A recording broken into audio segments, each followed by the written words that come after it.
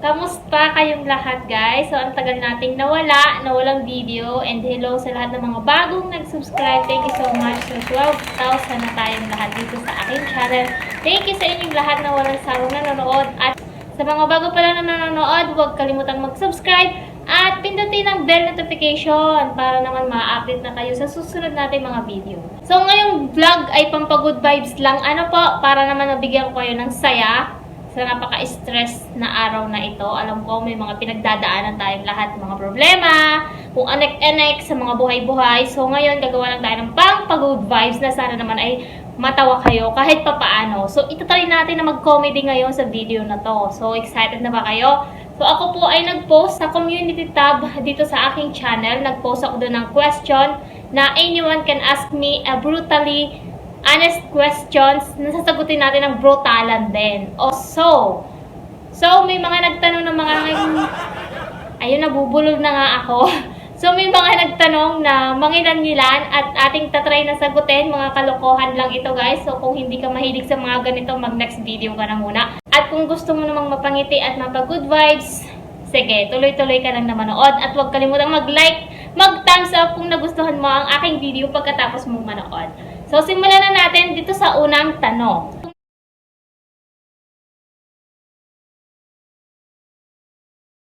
So, shoutout muna kay Ate Face Vlog na nagtanong nitong question. O, diba?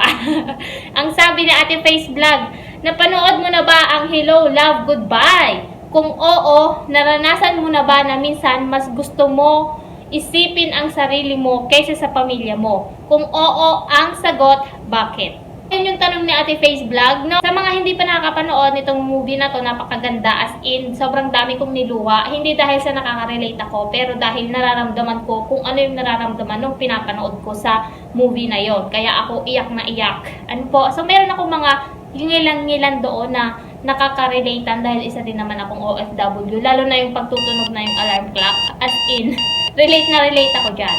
So, sabi niya, kung naranasan ko na daw na minsan ay gusto kong isipin yung sarili ko. So, sa pagkakaalala ko, hindi ko pa naman ito naranasan na iisipin ko yung sarili ko, no? Kasi alam niyo naman, guys, hindi naman siguro kayo bago na ako ay maagang nag-anak. So, maaga akong nagkaroon ng responsibilidad. So, simula nung time na yun, talagang ang iniisip ko na lang is about sa mga bata. So, sa sarili ko, inachipwera ko na yung sarili ko simula nung magkaroon ako ng anak. And, about na lang sa kanila yung lagi kong iniisip. So, yung sarili ko, wag na muna, as in, wala na talaga. Hindi ko talaga iniisip, as in. Oo, kahit sarili kong mga damit man lang makabili ng kahit na ano para sa sarili ko, hindi na. Kasi parang gusto ko na lang lahat ibigay sa mga bata. Kung ano yung kailangan nila. And syempre yung paghahanda para sa future nila. So sana napapanood nyo to. Ayun. So para sa inyo to lahat ng ginagawa ko, ng sakripisyo. Wala na sa sarili ko. So ayun yung sagot ko doon sa tanong ni Ate Face Vlog. So sunod na tanong. So shout out kay Sis Christina's Vlog na nasa Italy. And shout out sa'yo at ito naman ang kanyang katanungan.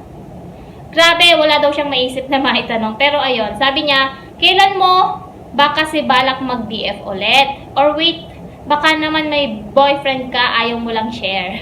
Ayun. Hindi ko alam kung kailan balak, no?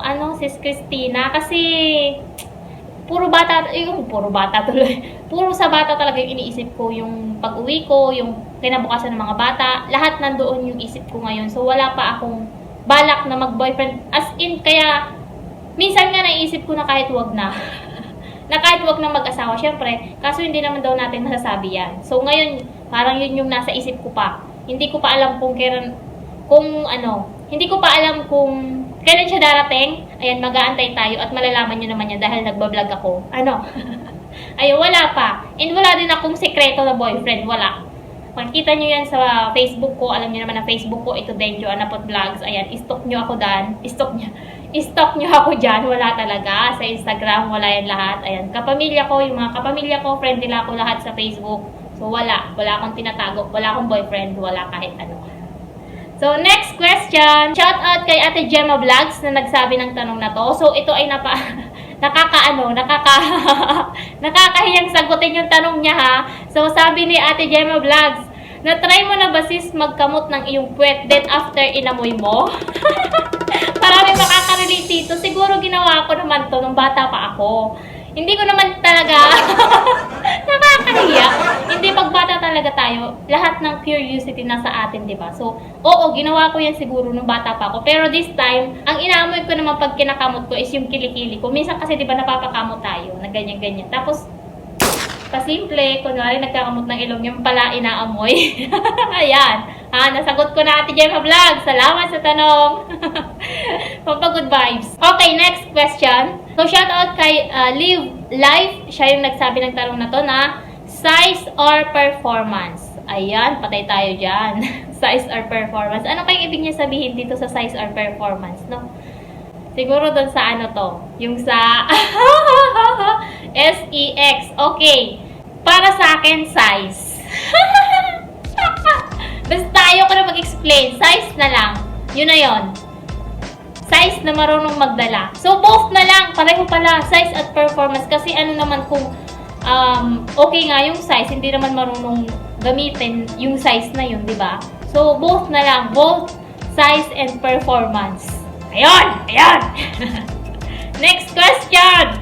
Shout out kay Ate Nalmaka! Hello sa'yo na nasa Jordan. Ayan, shout out sa'yo Ate Nalmaka. Isa din tong OFW. So, ang sabi ni Ate Nalmaka, aminin mo, naranasan mo na bang tikman ang kulangot mo? At napautot ka sa harap ng mga amo mong kumakain? Ano ang gagawin mo? Wala, isa-isa lang. Wait lang, yung una muna. Natikman na ang kulangot. Siguro nung bata ako, oo. Kasi, binibilog-bilog pa nga yan, di ba? Minsan nga yung sipon natin, di ba? Pag tumutulo na, natitikman pa natin. Ay! Kadir dear! Ayun, basta, lahat naman ng bata makaka-relate nito. Lahat na tayo na mga naging bata before is nakaranas naman siguro nito, no? Huwag nyong itanggi yan. Huwag nyong sabihin na hindi nyo ito naranasan. Baka kayo pagka... Lahat tayo nakaranas nito na natikman ng kulangot, natikman ng sipon, lahat-lahat na ng klase na nanggagaling dito. Diba? Diba? Diba? Ayun, yung next question naman, napautot ka na ba sa harap ng amo mong kumakain? Ano ang gagawin mo? Kumakain? Hindi naman, kasi pag kumakain naman yung amo ko, wala naman ako sa harap nila. Kasi kapag kakain na yung amo ko, magsiserve lang ako sa lamesa. Tapos aalis na ako, kakain na sila. Pag na sila kumain, saka ako babalik. So, hindi pa naman to nangyari na napautot ako habang kumakain sila.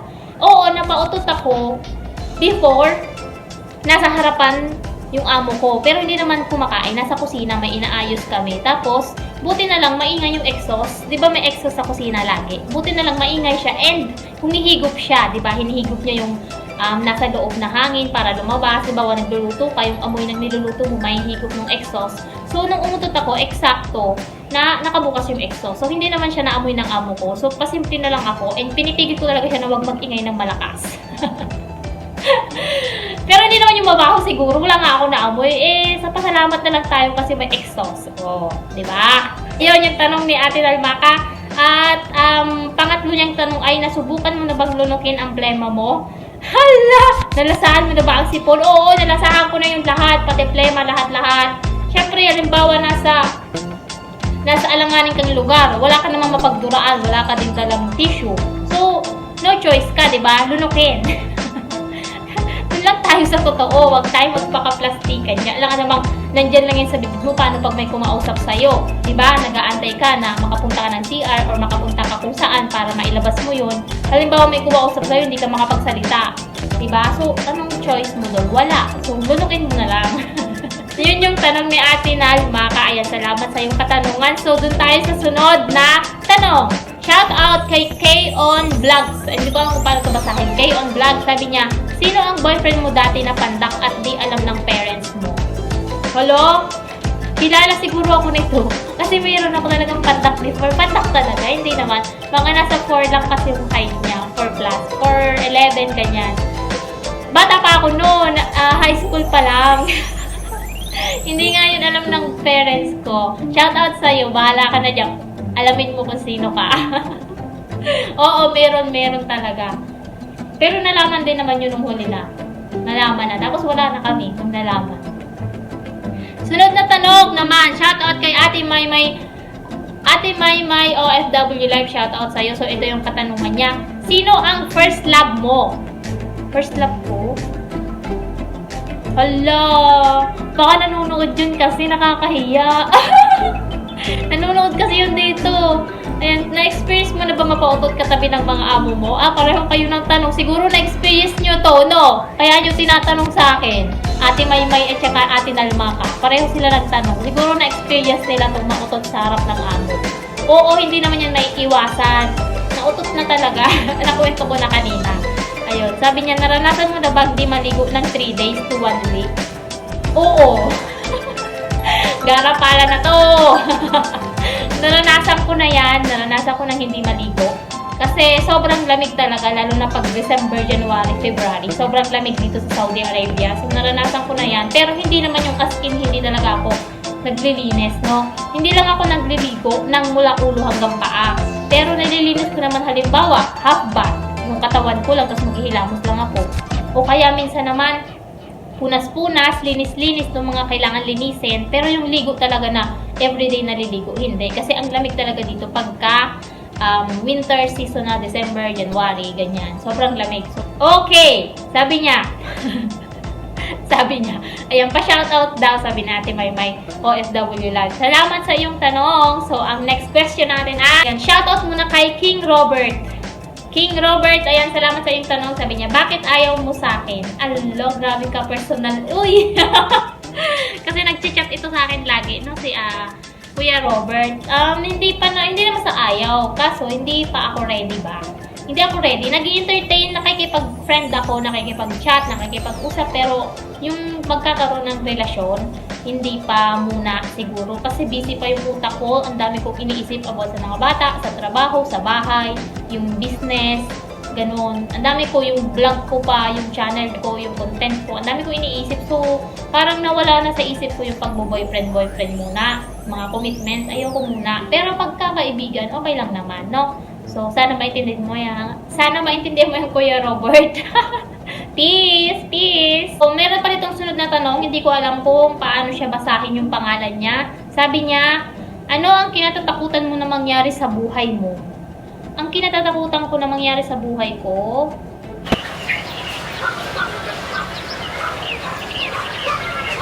napaisip bigla. Ang kinatatakutan ko na mangyari is about sa mga bata din. Yung hindi nila ako igalang or irespeto bilang magulang kasi yung pagdating mo doon, hindi ka nila kilala, yung ang hirap, hindi mo sila mapakisamahan ng maayos, hindi mo alam kung ano yung gusto nilang kainin, yung favorite nilang kainin, yung ayaw nilang kainin, alam mo yun yung kinatatakutan ko na pag-uwi ko, ganun yung magiging resulta. Ganun yung magiging resulta, alam mo yun? Ay, hindi ko alam kung paano sabihin.